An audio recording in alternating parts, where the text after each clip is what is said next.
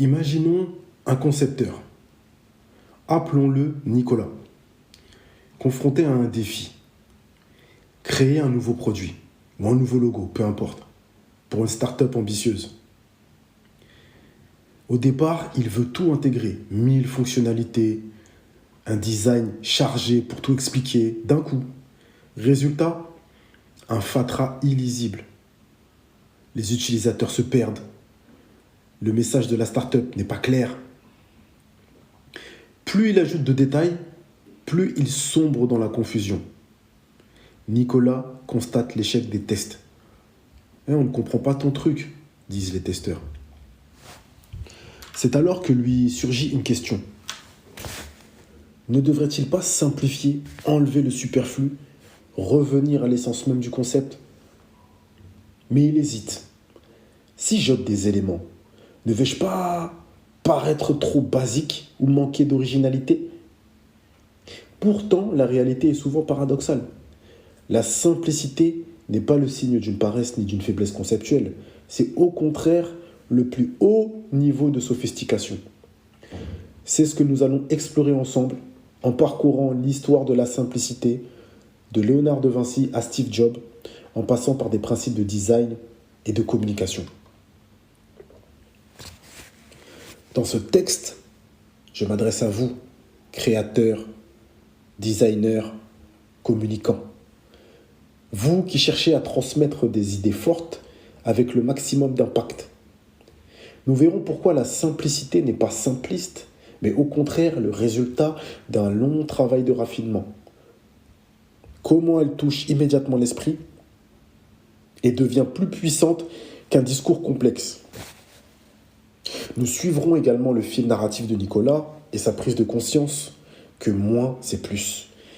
Préparez-vous à réévaluer vos réflexes. La simplicité est la signature d'une grande maîtrise. Pour qu'une œuvre ou un produit soit simple, il ne suffit pas de supprimer des éléments au hasard. Il faut d'abord avoir exploré la complexité initiale de l'objet ou du concept. Nicolas, dans notre histoire, a commencé par un canevas hyper complet. Il voulait que chaque détail y figure pour se sentir en contrôle. Seulement après avoir passé en revue toutes les possibilités, tous les recoins de la fonctionnalité, a-t-il pu identifier l'essence du projet. C'est là le paradoxe. On ne peut atteindre la simplicité sans un solide bagage de connaissances. L'acte de simplification exige qu'on sache ce qu'on supprime et pourquoi. Qui n'a pas embrassé la complexité ne peut pas la transcender.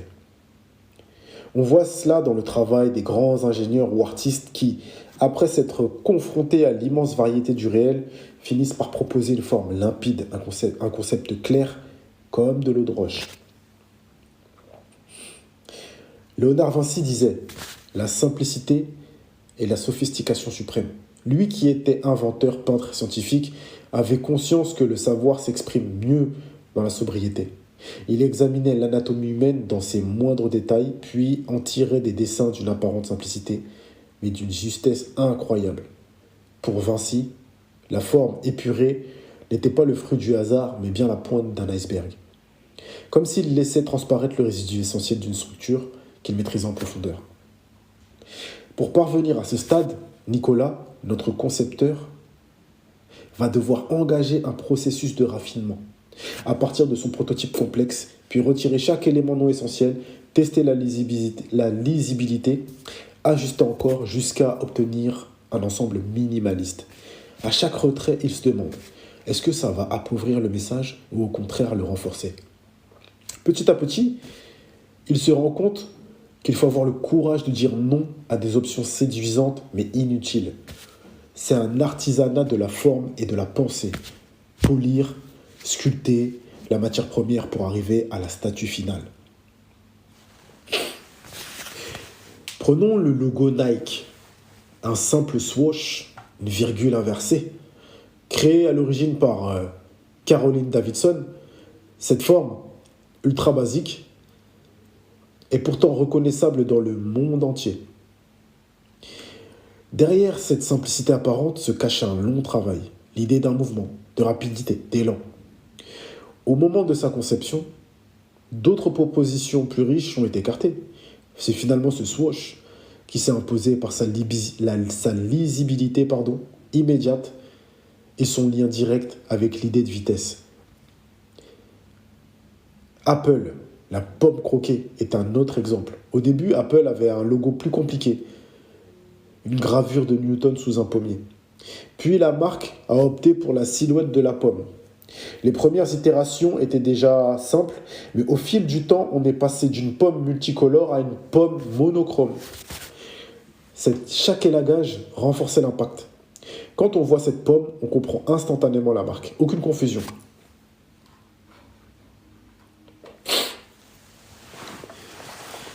Une caractéristique de la simplicité est qu'elle apparaît évidente après coup. Quand Nicolas montre finalement sa version épurée du logo ou du produit, ses collègues réagissent. Ah mais c'est tellement clair. Pourquoi on n'a pas fait ça depuis le début? C'est la magie de la simplicité. Elle donne l'impression qu'elle préexistait dans l'objet, attendant qu'on la révèle. Mais on sous-estime le travail qu'il a fallu pour gommer le superflu et arriver à cette forme naturelle. Citons rapidement l'architecture Bauhaus ou la philosophie minimaliste japonaise, où l'espace vide joue un rôle essentiel. Loin d'être un défaut, le vide souligne l'essence de la structure. De même, en programmation, un code trop complexe devient ingérable, alors qu'un code bien écrit avec des solutions élégantes s'adapte mieux aux changements. On pourrait dire la simplicité assure la pérennité, la robustesse, car elle évite de multiplier les failles potentielles. Une idée claire, un design dépouillé, parle immédiatement à l'esprit et au cœur. Pas de surcharge cognitive, pas de décryptage laborieux. La connexion est instantanée. En communication, un message trop long ou trop détaillé perd l'audience. Une phrase courte, bien tournée, peut marquer les esprits pour des années. Voyez les slogans. Just do it, Nike, Think different, Apple, ou même des formules historiques comme I have a dream, sont des concentrés de puissance. Dans la démarche de Nicolas, il a fallu un soin minutieux à chaque étape. Chaque ligne de texte, chaque icône superflue, chaque ornement jugé inutile a été retiré. Les grands designers savent que chaque pixel compte. Pareil pour un orateur. Chaque mot compte. Chaque phrase ajoutée peut diluer l'effet. Le résultat final peut paraître simple, mais c'est une simplicité née d'une rigueur quasi maniaque. Et c'est en ce sens qu'on parle de sophistication. Il y a une finesse d'exécution qui se cache sous l'apparente évidence. En mathématiques, l'élégance est un critère fort. Une équation concise comme E égale MC2 ou F égale MA recèle une puissance incroyable, décrivant la structure de l'univers en quelques symboles. Cette épure n'est pas le fruit de la paresse. Elle naît d'une exploration monumentale. Les scientifiques cherchent cette simplicité parce qu'elle indique souvent la justesse, un concept en résonance avec la philosophie du design. C'est très humain de vouloir tout montrer. Notre projet est riche. On veut prouver qu'on a pensé à tout. Dans le cas de Nicolas, au début, il cumulait fonctionnalité sur fonctionnalité. Il croyait que cela traduirait la valeur de son concept. Mais trop de détails égale lourdeur, égale perte de clarté. On noie le public. Cette surenchère est rassurante pour le créateur qui pense que je n'oublie rien. Mais elle empêche aussi l'audience de saisir l'essence de la création. On confond parfois simple et simpliste. Le concepteur craint, si je fais un design ultra épuré, on va croire que j'ai pas bossé ou que c'est trop basique. Or, la simplicité mûrie se ressent différemment. Elle a une force et une cohérence intérieure. Pour la percevoir, il faut accepter l'idée que l'élégance n'est pas proportionnelle au nombre d'ornements, mais réside dans la justesse. Pour chaque ajout, il faut être capable de dire non, tant que ce n'est pas essentiel. C'est un exercice de discipline. Steve Jobs était célèbre pour son non systématique à toute feature qui n'était pas au cœur de sa vision. Dans la bio d'Apple, on lit comment des équipes entières se voyaient refuser des idées jugées non fondamentales. Cette radicalité forge la puissance du produit final. Alors, nous, petits êtres médiocres que nous sommes, comment pourrait-on mettre en place un petit processus de raffinement? À mon humble niveau, selon ma modeste expérience, je vous propose un petit guide. Ça ne prendra pas plus de 30 secondes. Alors, il faut explorer la complexité, dans un premier temps. Rassembler toutes les idées, toutes les options. Ensuite, identifier l'objectif clé. Se poser une question cruciale. Qu'est-ce qui est absolument vital pour la fonction ou le message? Retirer l'accessoire. Supprimer tout ce qui ne sert pas directement cet objectif. Ensuite, tester la lisibilité sur un public naïf, voir s'il comprend sans effort.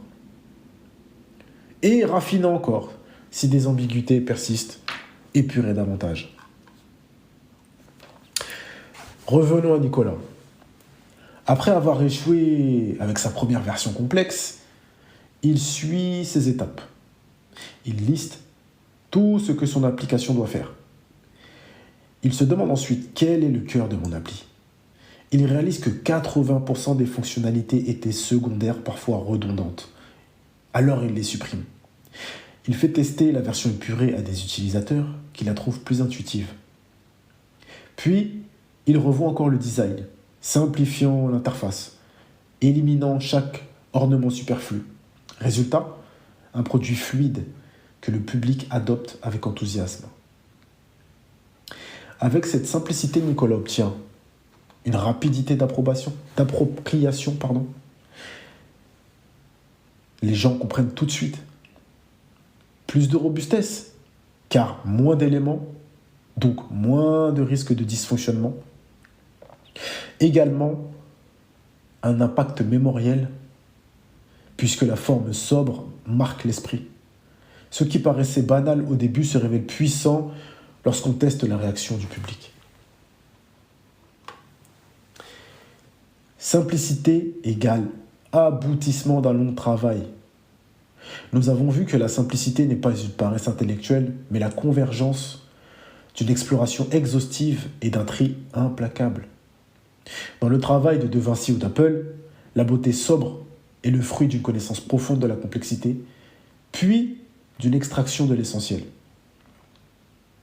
Vous qui concevez des produits, des messages, des architectures d'idées, osez la simplicité, osez le vide, la sobriété, la phrase courte, le design minimaliste. Ayez le courage de dire non à la surcharge. Acceptez que la force d'une idée réside dans son évidence. Ne fuyez pas la peur d'être jugé trop simple. Si vous avez creusé la complexité, votre simplicité sera gage de maturité. Finalement, poursuivre la simplicité, c'est viser la perfection. Dans l'épure, on révèle la splendeur d'une idée. Faites l'effort de sculpter, d'élaguer, et vous verrez que cette simplicité, loin d'être simpliste, est la véritable sophistication. Que vous soyez designer, ingénieur, communicant, artiste, souvenez-vous, la simplicité est un aboutissement, un haut niveau de subtilité, le fruit d'un travail acharné qui sait dire non à tout ce qui n'est pas essentiel. C'est en retirant la gangue que l'on laisse transparaître la pierre précieuse. Alors à vous de jouer. Cherchez à dépouiller plutôt qu'à accumuler et vous constaterez la puissance d'un message, d'un objet ou d'une idée réduite à leur forme et à leur formule la plus pure. Merci, au revoir.